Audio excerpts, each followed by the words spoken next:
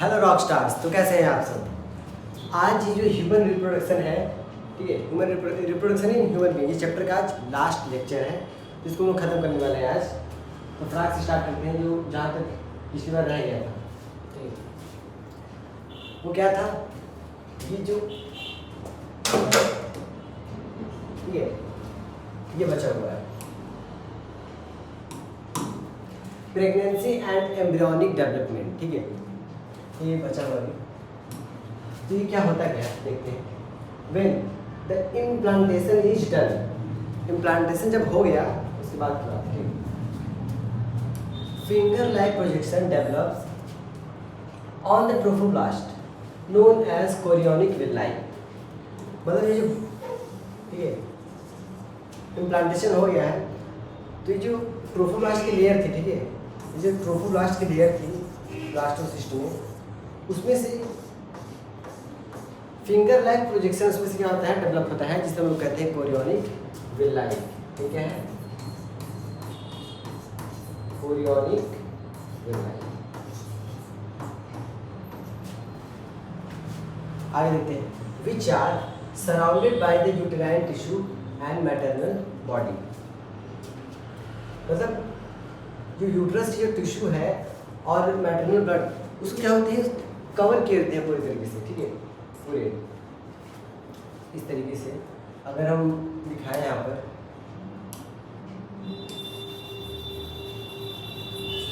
ठीक है, तो किस तरीके से होता है। अगर ये वॉल है, ठीक है, ये यूट्रस की वॉल है, तो यहाँ इधर से कोरियोनिक विलाई और इधर से ये टिश्यू होते हैं, यूट्राइन वॉल के जो टिश्यू होते हैं वो टिश्यू इसे कवर कर देते हैं पूरी तरीके से। ठीक है, इसमें नर्व्स भी होंगे और वेन्स भी, दोनों होंगे। ठीक है, आगे देखते हैं। The chorionic villi and uterine tissue become interlinked and jointly form a structural and functional unit between the developing embryo, जिसे fetus कहते हैं, ठीक है, developing embryo, and the maternal body called the placenta। वही है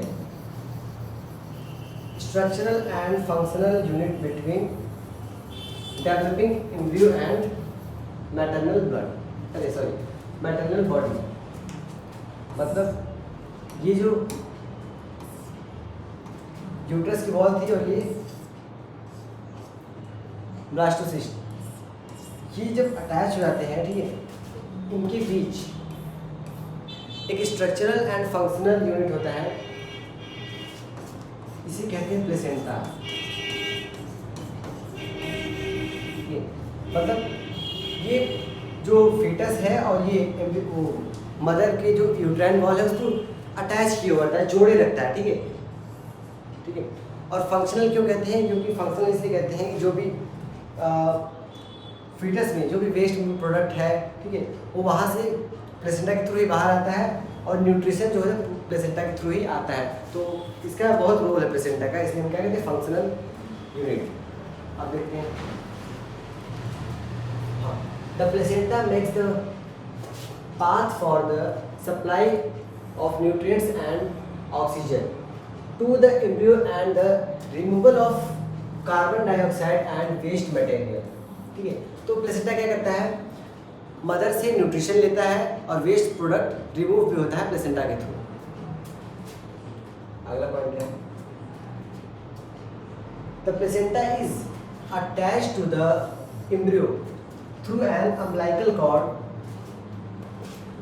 which act as bridge between the mother and embryo in the transport of substance। मतलब ये जो प्लेसेंटा है अटैच होता है किससे, एम्ब्रियो से, किसके थ्रू, अम्बिलाइकल कॉर्ड के थ्रू। ठीक है, और ये एक ब्रिज की तरह काम होता है, जैसे ब्रिज होता है ना, जैसे पुल कहते हैं। ठीक है, तो ब्रिज की तरह वर्क करता है। ब्रिज होता है किसके बिटवीन, मदर एंड एम्ब्रियो के बीच में एक ब्रिज की तरह वर्क करता है। एंड ट्रांसपोर्ट सब्सटेंस का ट्रांसपोर्ट भी करता है।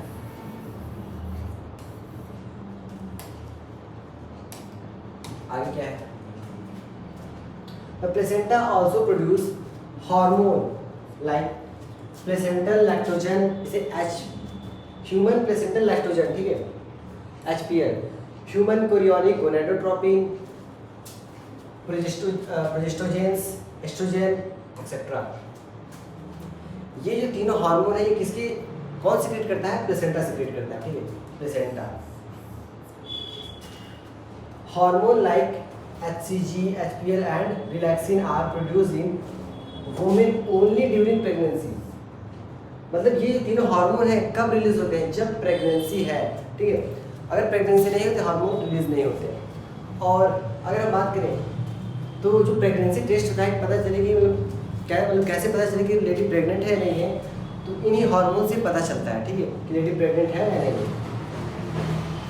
The level of other hormones like progestogens, oestrogen, cortisol, thyroxine, prolactin etcetera, ठीक है, are increased many folds in the maternal blood during pregnancy. मतलब जो मदर का ब्लड है, ठीक है, जब वो प्रेग्नेंट है तो उनके ब्लड में ये जो सब हार्मोन्स दिखाई दे रहे हैं इनका लेवल क्या होता है? इंक्रीज रहता है ड्यूरिंग प्रेगनेंसी। प्रेगनेंसी से पहले नॉर्मल रहता है, लेकिन जब प्रेगनेंसी है तो इनका लेवल क्या होगा? हाई रहेगा, मतलब इंक्रीज रहेगा। अगला क्या? Increased production of these hormone is necessary for maintaining foetal growth, metabolic change in the mother and maintenance of pregnancy, ठीक है। तो ये जो हार्मोन्स है सब क्या करते हैं?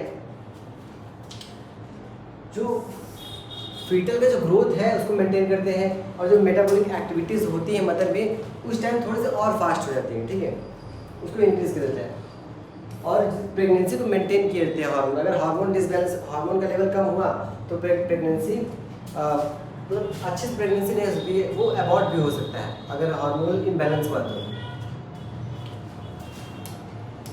और यहाँ पर प्रोलैक्टिन की बात यहाँ हुई, ये जो हार्मोन है प्रोलैक्टिन,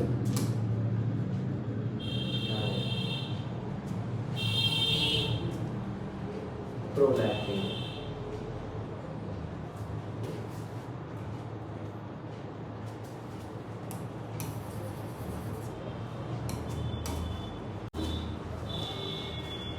ठीक है। यहाँ पर ये प्रोलैक्टिन होता है, ये किसमें हेल्प करता है? मिल्क के फॉर्मेशन, मतलब मिल्क के सिक्रेशन में वो हेल्प करता है, ये हार्मोन प्रोलैक्टिन। एग्जाम में पूछा जाता है। अब आगे आते हैं, अब ये क्या है? उसके आगे, हाँ उसके आगे क्या, ठीक है। The inner cell mass differentiate immediate after implantation into, जो इनर सेल मास था वो डिफरेंशिएट होता है इम्प्लांटेशन के बाद। Outer layer is called ectoderm, inner layer is called endoderm. Mesoderm soon emerge between the ectoderm and the endoderm. These three layers developed by the embryo give rise to all tissue in adults. मतलब जो मेरे ये जो तीन layer होते हैं, ठीक है, इन तीनों को हम कहते हैं जर्म लेयर, ठीक है। इन तीनों की अगर बात करें, एक्टोडर्म, एंडोडर्म और मेसोडर्म, इन्हें कहते हैं जर्म लेयर। इन्हीं से सबका फॉर्मेशन होता है, ठीक है।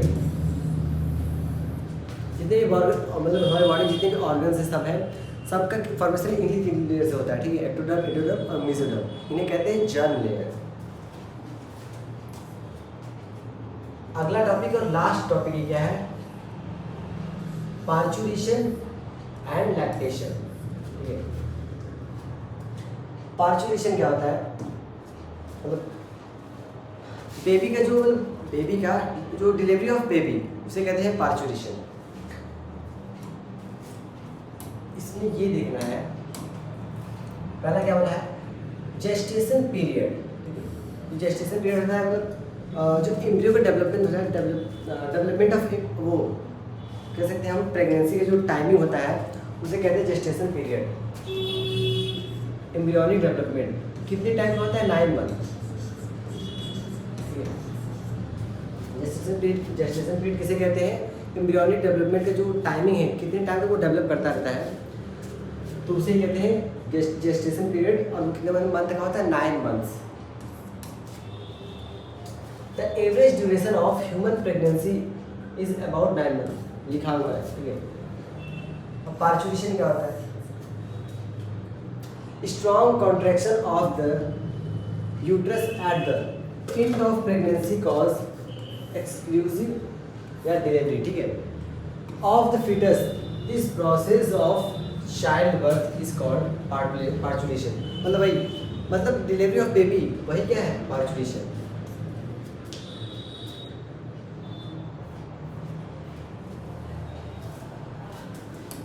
यहाँ लैक्टेशन दिया नहीं, ठीक है, मैं यहाँ लिखा देता हूँ lactation.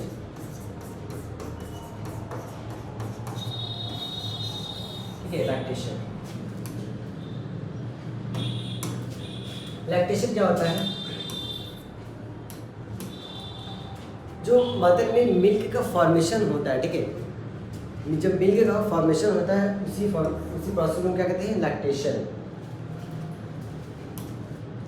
Formation of milk, lactation.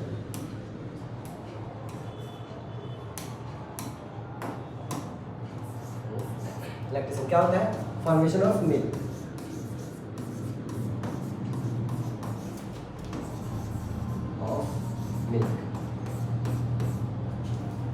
Milk का फॉर्मेशन होता है मदर में, उसे क्या कहते हैं? लैक्टेशन। और लैक्टेशन में मिल्क के फॉर्मेशन में एक हार्मोन क्या होता है? कौन सा हार्मोन हेल्प करता है मिल्क के सिक्रेशन में? प्रोलैक्टिन। प्रोलैक्टिन। लैक्टेशन क्या है? Process of formation of milk. ये हो गया लैक्टेशन। और यहाँ पर होता है इस चैप्टर का द एंड, ठीक है। तो अगला जो चैप्टर आपका रहेगा वो रहेगा रिप्रोडक्टिव हेल्थ, ठीक है। बहुत ही छोटा चैप्टर है, वो 1-2 लेक्चर में वो खत्म हो जाएगा। तो इस चैप्टर का अब हम लोग PYQ कर लेंगे, ठीक है। एक सेशन लिया जाएगा जिसमें इस चैप्टर का PYQ लेंगे, ठीक है। तो मिलते हैं अगले लेक्चर में, तब तक के लिए बाय बाय।